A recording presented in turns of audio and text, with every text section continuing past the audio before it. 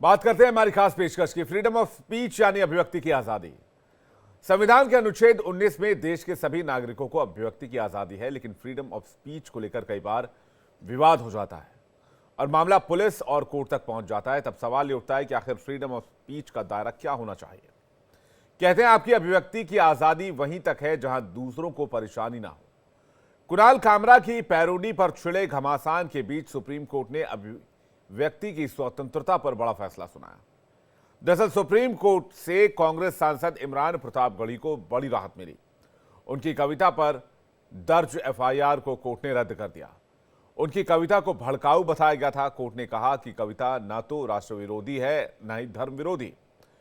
Freedom of speech की व्याख्या करते हुए कोर्ट ने कहा कि साहित्य, नाटक, फिल्म और व्यंग समाज को सार्थक बनाते हैं।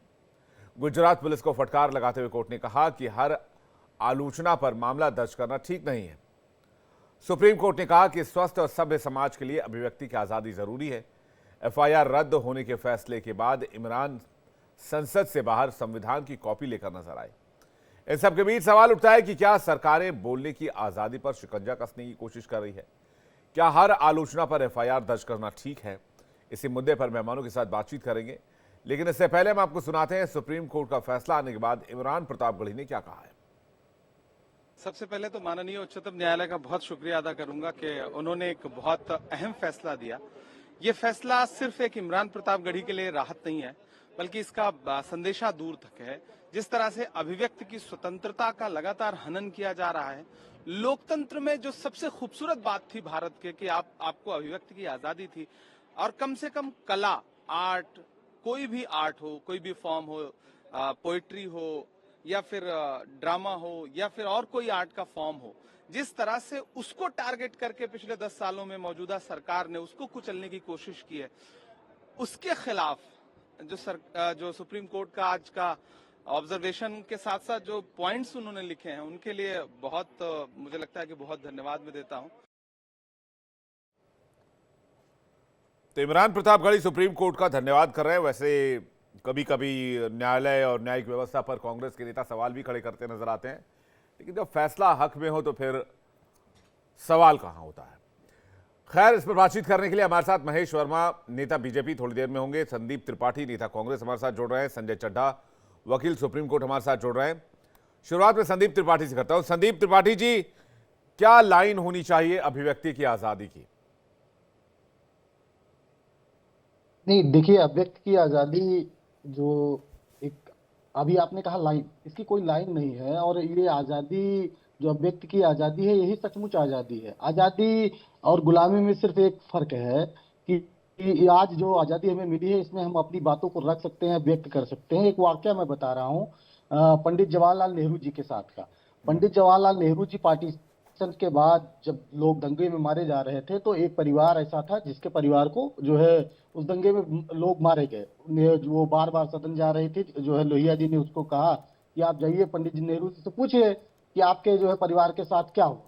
तो वो महिला गई और महिला ने बड़ी तल्ख लहजे में पूछा कि पंडित जी, आप तो प्रधानमंत्री बन गए, देश की आजादी के बाद हमें क्या मिला? तो नेहरू जी ने जो जवाब दिया था वही मेरी लाइन है कि माता जी, जो है आज आप एक प्रधानमंत्री से इस तरीके से तल्ख अंदाज में सवाल पूछ पा रही हैं, यही आजादी में आपको मिला।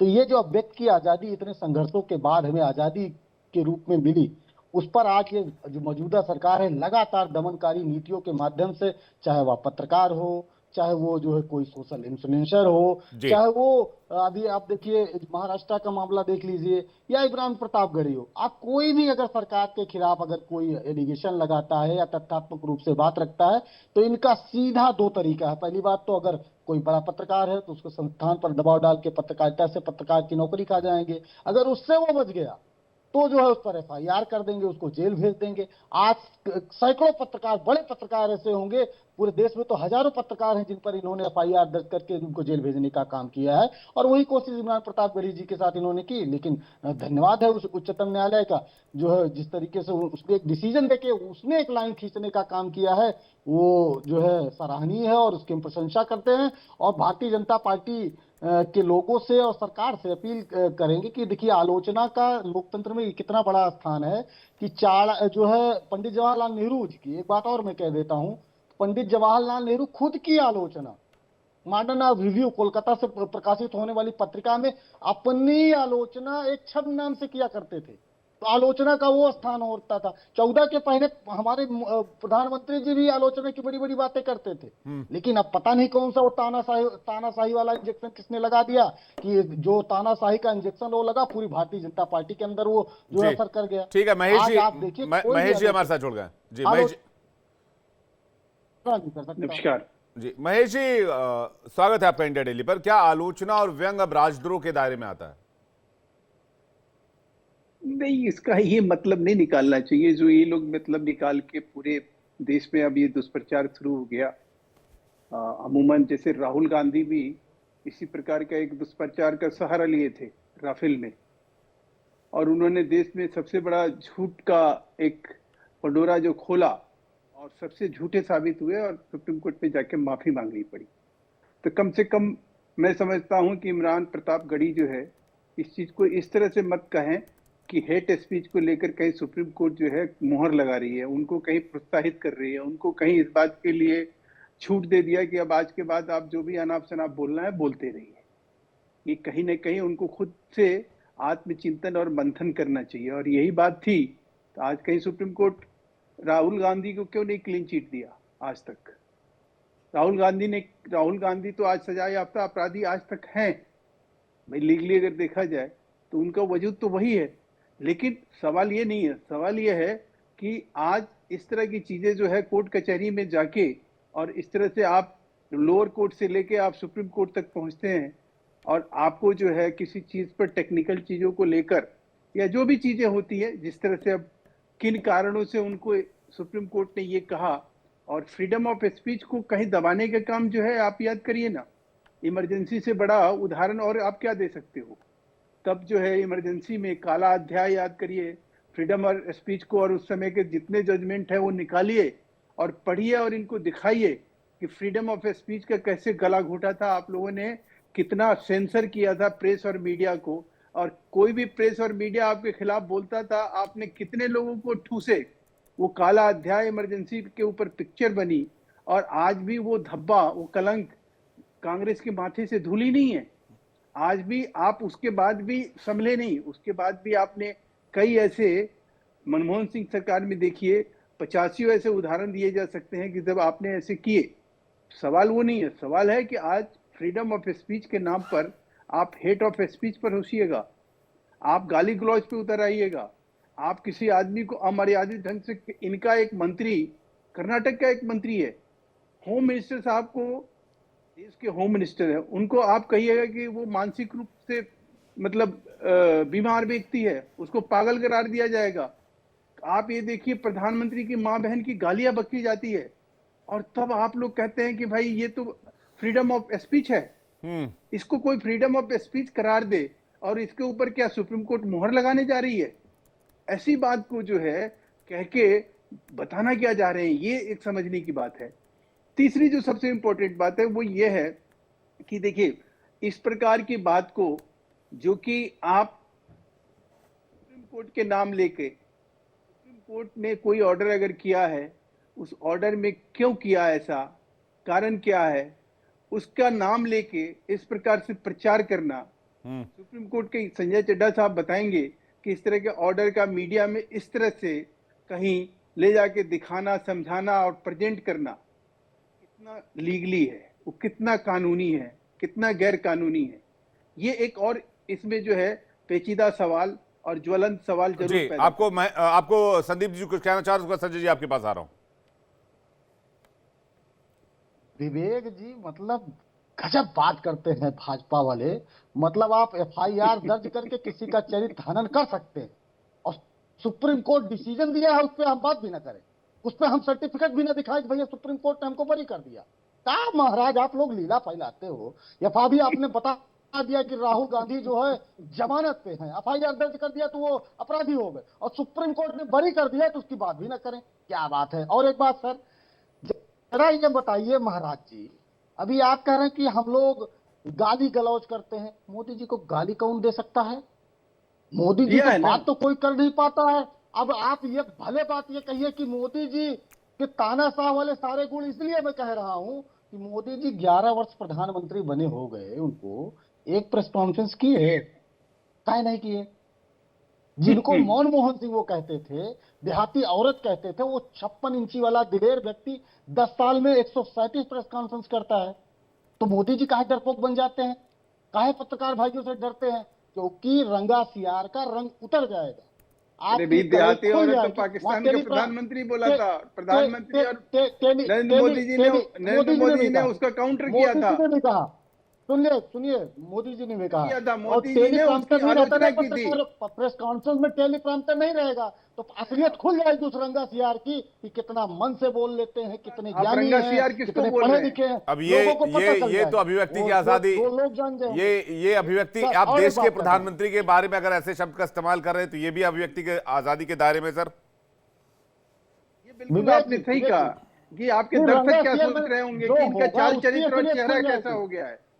अच्छा, मतलब महेश भाई मान रहे हैं कि मोदी जी रंगा सियार है। मैंने किसी का नाम नहीं लिया, हमने कहा क्यों? रंगा हमारे सियार तो की असलियत खुल हमारे जाएगी। भाई हम तो कमाल है। आपने कहा कहते और हैं कि एक बात, कि 140 महेश 150 महेश 56 करोड़ लोगों इंच के वो का प्रधानमंत्री हैं, सुनिए, सम्मानीय सीना है, लिए माननीय घूमने है। वाले हाँ शख्स ने ठीक एक है, बार भी 11 साल आते में हैं प्रेस आते कॉन्फ्रेंस हैं। नहीं किया।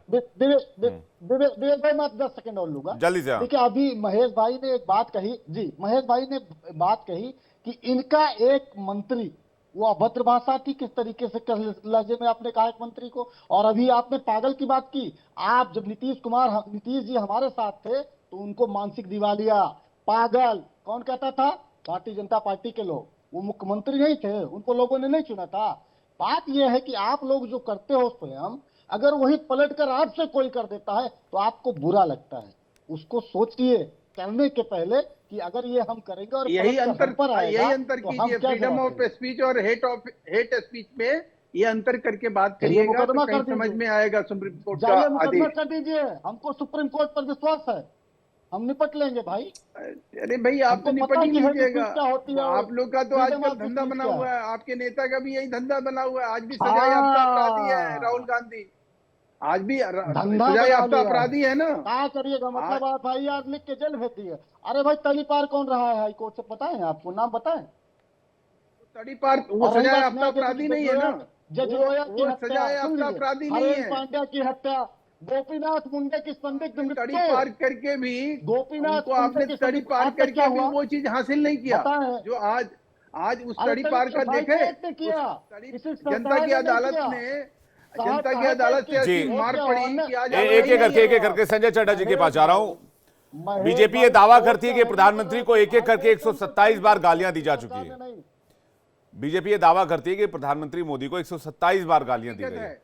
मैं फिर वो कह रहा हूं कि भाई लक्ष्मण रेखा क्या होनी चाहिए? अभिव्यक्ति की आजादी की सीमा यह होनी चाहिए कि भाई सामने वाले की निजता के अधिकार का उल्लंघन ना हो, उसके मान सम्मान को ठेस ना पहुंचे, उसके लोकतांत्रिक अधिकारों का हनन ना हो। यह तय कैसे होगा? संजय जी से जवाब चाहेंगे। संजय चड्डा जी। थैंक यू विवेक जी। और सबसे महत्वपूर्ण बात जो अभिव्यक्ति की आजादी यानी freedom of speech and expression की जहां तक बात है, article 19(1)(a) of our constitution जो है वो बड़े उसको निर्धारित करता है कि क्या है।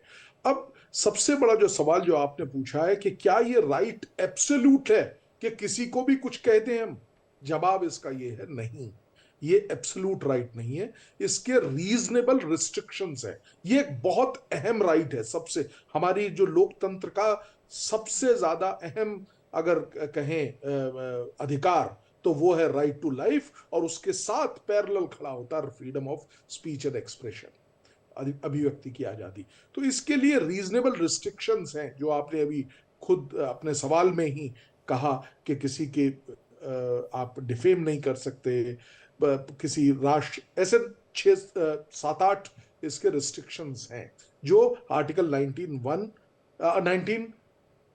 में उनको डिफाइन किया गया कि क्या रीजनेबल रिस्ट्रिक्शंस होंगे। अभी ये जो केस है जिस पे आज हम चर्चा कर रहे हैं वो केस है एक FIR हो जाना।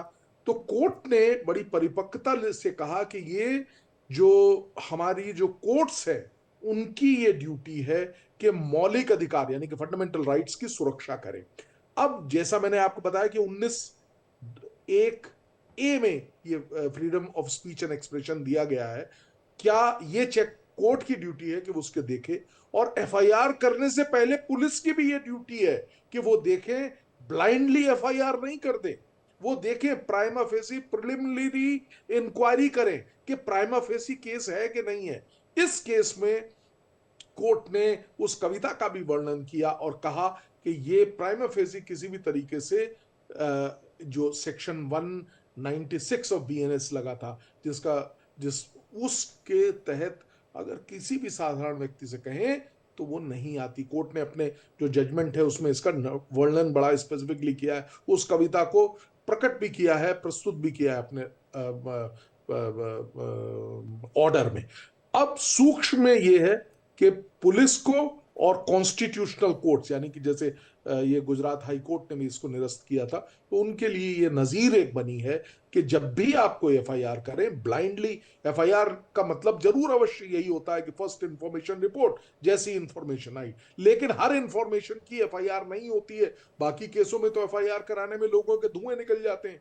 आप इतनी सी छोटी चीज में ये पुलिस के जो पाले में गेंद कोर्ट ने फेंकी और कहा कि जब भी आप एक एफआईआर कर रहे हैं, ये आपकी ड्यूटी है कि प्रिलिमिनरी इंक्वायरी करें। प्राइमा फेसी अगर केस है, लग रहा है अपने फेस पे कि एकदम कि केस है, तभी उसको एफआईआर को रजिस्टर करें, अन्यथा ना करें। ये एक जिस्ट है केस की। और ये कई और जजमेंट में विवेक भाई मैं आपके माध्यम से बताना चाहता हूं, पहले भी ये समय समय पर 2024 में भी सुप्रीम कोर्ट ने कहा पत्रकारों के मामले में कि भाई आप फ्रीडम ऑफ स्पीच को आप चैलेंज नहीं कर सकते। इसके अलावा समय समय पर सुप्रीम कोर्ट ने रास्ता दिखाया है, ऐसा नहीं है। एक लाइन का जी बोलिए। एक लाइन का एग्जाम्पल विवेक भाई मैं बताना अवश्य चाहूंगा। पहले एक होता था लॉ ऑफ सेडेशन, जिसमें मुझे याद पड़ रहा है, जैसे आपने पत्रकारों का बताया, विनोद दुआ के खिलाफ एक एफआईआर हो गई थी शिमला में, तो उसको सुप्रीम कोर्ट ने क्वैश किया था और कहा था कि आप ये राइट्स हैं इन लोगों के, ये नहीं बोलेंगे तो कौन बोलेगा। इन्हीं के आधार पे ही देश की जो डेमोक्रेसी है वो स्थिर, मजबूत और सशक्त है। तो ये सारी चीजें कई जजमेंट्स में है। अब तो खैर सरकार ने बड़ा कदम उठाते हुए उस सेक्शन को ही हटा दिया है। 124(a) होता था पिछले आईपीसी में, नए वाले में नहीं है। तो ये तो पॉजिटिव स्टेप है अगर हम इस लिहाज से देखें बिल्कुल तो। बहुत पॉजिटिव स्टेप्स है। देखिए ना, लेकिन ऐसा नहीं है ना संजय जी, समय समय पर हमने देखा कि किस तरह से इस तरह के लॉज का दुरुपयोग किया जाता रहा। मैं किसी सरकार का नाम नहीं ले रहा, पहले की सरकारों में भी हुआ और मौजूदा दौर में भी कुछ उदाहरण मिलते हैं। संदीप त्रिपाठी जी कुछ कहना चाह रहे हैं? हर दौर में ऐसे उदाहरण है। बिल्कुल, संदीप त्रिपाठी जी। नहीं, बिल्कुल, अभी आपने जो कहा कि जो है हर दौर में ये उदाहरण है, मैंने ये भी बताया कि आलोचना को किस तरीके से पूर्व प्रधानमंत्रियों ने और अब यहाँ तक कि अटल बिहारी वाजपेयी जी तक, मनमोहन सिंह जी तक आलोचना को स्वीकार करते रहे हैं लोग। और जो है 10 साल में तो हम लोगों ने कितनी, अभी आप फेसबुक पे जाएंगे तो कितनी गालियां भारतीय जनता पार्टी के आईटी सेल के लोगों ने हम लोगों को दी है। आज भी अगर हम लोग पुराना 14 के पहले का मैसेज देखते हैं तो गालियों से भरा मिलेगा आपको। लेकिन बात ये है कि अभी हमारे महेश वर्मा जी ने कहा आपातकाल। आपातकाल एक कानूनी कार्य था जिसको आपकी कोर्ट ने बाकायदे ये कहा कि ये संवैधानिक काम था। असंवैधानिक ये होता है, आपको अगर आपातकाल लगाना है तो लगा दीजिए ना, अघोषित आपातकाल मत लगाइए। आपातकाल का संविधान में एक जो है तरीका है, उसको आप इंप्लीमेंट कर सकती है कोई भी सरकार, लेकिन वो क्यों लगा उस पर भी थोड़ी सी बात कर लेते हैं। जेपी जी बड़े प्यारे लगते हैं। आज की सरकार के खिलाफ संदीप त्रिपाठी या कोई बड़ा नेता अगर सेना का आह्वान करे कि सेना सरकार के खिलाफ खड़ी हो जाए, वो नारा मुझे नहीं याद आ रहा है जो जेपी जी लगाया करते थे और उस समय की भारतीय जनता पार्टी और जो है आरएसएस और संघी लोग लगाते थे, तो क्या बताइए उस समय जो भी मौजूदा सरकार होगी क्या करेगी? वो आपातकाल ही तो लगाएगी। विदेशी फंडिंग के माध्यम से किस तरीके से जेपी जैसा आंदोलन खड़ा किया गया, वो तो अब तो जो है ट्रंप जी ने बता दिया ना कि किस तरीके से वो हमने बांग्लादेश में देखा। तो वो उस समय भी हमने देखा था कि किस तरीके से अमेरिका नाराज था, अमेरिका ने पैसा फंड खर्च करके वो आंदोलन खड़ा किया। उस समय की हमारी इंटेलिजेंस को पता चला और उस समय की मौजूदा सरकार ने आपातकाल लगाया। आप, और वो भी संवैधानिक था, असंवैधानिक नहीं था। असंवैधानिक ये है कि आप बिना आपातकाल लगाए इस तरीके के सेंसर करिए, इस तरीके से लोगों को जेल भेज दीजिए, इस तरीके के लोगों के ऊपर एफआईआर दर्ज कर दीजिए। अगर आपातकाल का आपको बहुत शौक है, संवैधानिक काम है, आप कर लीजिए। और एक बात और मैं कहूंगा, महेश जी, बड़े सम्मान के साथ आप बताइए, अभद्र और भद्रता की बात आप, मैं नाम गिना रहा हूँ, साक्षी महाराज जी भद्र है अभद्र है, अपनी आत्मा से पूछ लीजिएगा। आपके वो जो नहीं, आपने आपने नेहरू जी का एग्जाम्पल दिया जी। रमेश विदुर, तो थोड़ा थोड़ा नाम बता दें जल्दी से जल्दी से, मैं एक एग्जांपल मैं भी लेके तैयार हूँ, एक एग्जांपल। जी सर, रमेश भिदोड़ी जी क्या कैसे हैं बताने की जरूरत है। अनुराग ठाकुर, आपके जो है साहब सिंह वर्मा जी के लड़के प्रवेश वर्मा जी, क्या है बताने की जरूरत नहीं। अगर असभ्यता की पराकाष्ठा, अगर वो असभ्य नेता मिलेंगे जो हमारे यहाँ से भी छठे बिछोड़े कचड़े गए हैं, वो आपको असभ्य लोग ही मिलेंगे। जो गाली देने में महारत हासिल हो, जो हिंदू मुस्लिम कर लेता हो, जो दूसरे समुदाय को टारगेट कर लेता हो, महिलाओं को गाली दे लेता हो जी। आपने ठीक है, आपके साथ है। ठीक है, मैं इसका जवाब महेश वर्मा जी से ले लूंगा। आपने एक एग्जांपल दिया कि भाई कैसे नेहरू जी खुद अपनी आलोचना किया करते थे या फिर उनकी आलोचना पर वो इस तरह का रिएक्शन नहीं देते थे। 1983 की बात है, जम्मू कश्मीर में विधानसभा चुनाव हो रहे थे और इस चुनाव में इंदिरा जी ने बहुत एग्रेसिव कैंपेन किया था, तब की प्रधानमंत्री ने, और 15 सीटें ज्यादा 26 सीटों पर जीत मिली थी। लेकिन उस समय एक पत्रकार हुआ करते थे कुर्बान अली, और उर्दू साप्ताहिक हुजूम में सांप्रदायिकता पर लेख लिखा था और बताया था कि कैसे इंदिरा गांधी ने जम्मू कश्मीर में विधानसभा चुनाव के दौरान सांप्रदायिक मुद्दा उठाया था। इस आलेख से दिल्ली में बैठी कांग्रेस की सरकार और खासकर प्रधानमंत्री इंदिरा गांधी इतनी नाराज हुई थी कि उन्होंने पत्रिका के खिलाफ देशद्रोह का मुकदमा दर्ज करवा दिया था। तो मैं फिर वही कह रहा हूं कि हर किसी ने अपने हिसाब से आईना देखा, संविधान देखा और सरकार को चलाने की कोशिश की। संदीप जी कुछ कहना चाह रहे हो, उसके बाद महेश वर्मा में आ रहा हूं। संजय जी एक सेकंड। संदीप जी।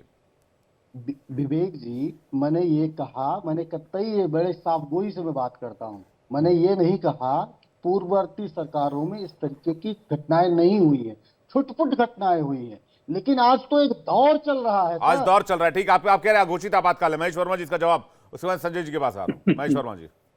इन्होंने तो इमरजेंसी को और प्रधानमंत्री इंदिरा गांधी को और तब के जितने भी सुप्रीम कोर्ट, हाई कोर्ट के जो आदेश आए, जो फैसले आए, उन सब पे सवाल खड़ा कर दिया। इन्होंने तो जेपी के ही जो एक पूरा व्यक्तित्व है उसी को कहीं कटघरे में खड़ा कर दिया, जिसकी हिमाकत कभी इंदिरा जी भी नहीं करती थी, क्योंकि जेपी जवाहरलाल नेहरू के दोस्त थे और हमेशा उनको इंदू इंदू करके ही, मतलब वो उनको चाचा कहती थी, वो उनको भतीजी समझते थे, तो वो बेटी की तरह व्यवहार करते थे।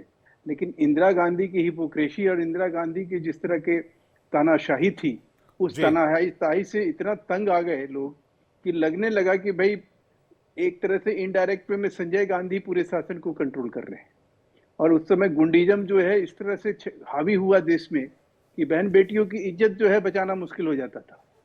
याद करिए भोला पांडे जो है, कब खत्म हुए भैया? भोला पांडे जो है एक व्यक्ति हुआ करता था जिसने हाईजैक किया प्लेन को, और प्लेन को इंदिरा गांधी को छुड़ाने के लिए प्लेन तक हाईजैक कर लिया। पहला हाईजैक का अगर कोई घटना घटी और उस भोला पांडे को इन लोगों ने बाद के दिनों में विधायक बनाया, बाद के दिनों में उसको मंत्री पद का सम्मान दिया, जनता ने बनाया, तो अब देखिए आप वहां जनता जनार्दन हो गया। और तब जनता जनार्दन जो ठीक है, जल्दी से संजय जी से रिएक्शन लेते हैं। इमरजेंसी, ठीक है, हर कोई अपने हिसाब से डिकोड करता है ना, फ्रीडम ऑफ स्पीच आज की तारीख में आज के हिसाब से डिकोड हो रहा है। संजय जी कुछ कहना चाह रहे हैं। संजय जी जल्दी से। मैं विवेक की सिर्फ ये कहना चाह रहा था कि कोई भी जो सरकार होती है उसका विपक्ष हमेशा क्रिटिसिज्म करेगा। ये क्रिटिसिज्म की जो म्याद है वो है कंस्ट्रक्टिव क्रिटिसिज्म होना चाहिए, जिससे कि पॉजिटिव राष्ट्र के निर्माण के लिए जो काम है उनमें जो सरकार आज है या जो सरकार राज कर रही है उसको रास्ता दिखाने के लिए क्रिटिसाइज करना पॉजिटिव और कंस्ट्रक्टिव क्रिटिसिज्म होता है। और महेश जी कुछ कहना चाह रहे हैं, वो जो मामला था 1983 वाला हुजूम पत्रकारिता वाला, वो अभी दिल्ली हाईकोर्ट में 2008 में क्लोज हुआ है। 1983 का मामला 2008 में क्लोज हुआ अभी। नहीं, एक और अभी वो चंद एक साल बहुत पहले। बड़ी ध्यान देना है। अलग समस्या है। एक मैं संजय आपके जी- माध्यम से कहना चाहूंगा कब ये चीजें समाप्त होंगी। जुडिशरी को स्ट्रांग करना बहुत जरूरी वो है। एक अलग बहस हो जाएगी, अलग डिबेट हो जाएगी। महेश जी कुछ कहना चाह रहे, जल्दी छोटा सा रिएक्शन फिर पॉइंट अप लूंगा। नहीं, मैं ये कह रहा हूं कि देखिए, मेरा ये कहना है कि कुछ भी आप करिए, आपको अगर एक कंस्ट्रक्टिव, जो संजय चड्ढा जी ने बात कही, आप 50 साल का आज व्हाइट पेपर पार्लियामेंट में पड़ा हुआ है, 50 इयर्स का, इसी सरकार ने हाल में ही 2023 में हमने इसको प्रस्तुत किया। 50 साल में व्हाइट पेपर में ये लिखा हुआ है कि किस सरकार ने क्या क्या किया, किस तरह से किया। ये एक भी इनका नेता, जी ये ठीक है, तो एक भी प्रतिपक्ष इसको का देश के नेता- सामने रखने की जरूरत है। अगर आपको 11 ऐसा लगता है साल का तो, कर दीजिए भाई। अगर आपको ऐसा लगता है तो दूसरों इसको देश के का- सामने रखिए। अरे आप भाई, सभी हमने मेहमानों का बहुत बहुत पार्लियामेंट शुक्रिया। में यार। संदीप जी माफी चाहूंगा, वक्त सीमित है। बहुत बहुत धन्यवाद हमारे साथ जुड़ने के लिए और अपना कीमती वक्त हमें देने के लिए।